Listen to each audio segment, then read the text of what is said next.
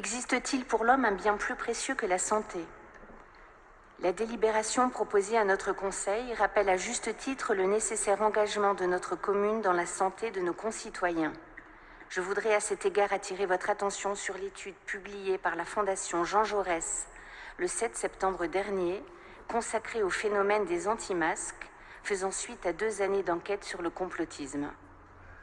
Nul n'est besoin d'exercer une profession médicale ou paramédicale pour constater, depuis le début de la pandémie, l'alarmante dégradation de la condition psychologique de certains de nos concitoyens, que les structures officielles de santé peinent à prendre en charge, compte tenu de l'urgence sanitaire, d'un manque chronique de moyens et de leur éloignement d'une partie importante de notre population. En cette matière, comme en tant d'autres, l'engagement des bénévoles et de leurs associations est aussi précieux qu'indispensable et nos collectivités se doivent de les soutenir.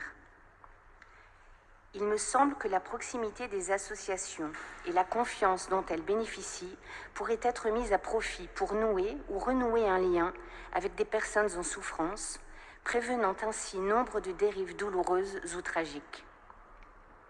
Encore faudrait-il former les acteurs à déceler le mal-être individuel et établir un protocole de saisine des services sociaux, eux-mêmes incités à orienter efficacement les cas signalés.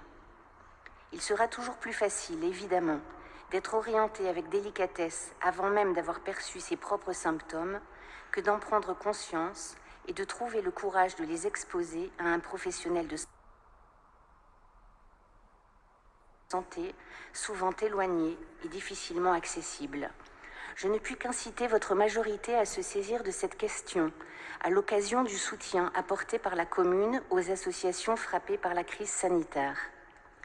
Outre l'engagement public dans la santé des habitants, la mise en place d'un réseau bénévole de veille psychologique aurait pour précieuse vocation de renouer un lien de confiance entre citoyens et acteurs publics, dont nos valeurs démocratiques communes, ou au moins proclamées, ne pourraient que bénéficier.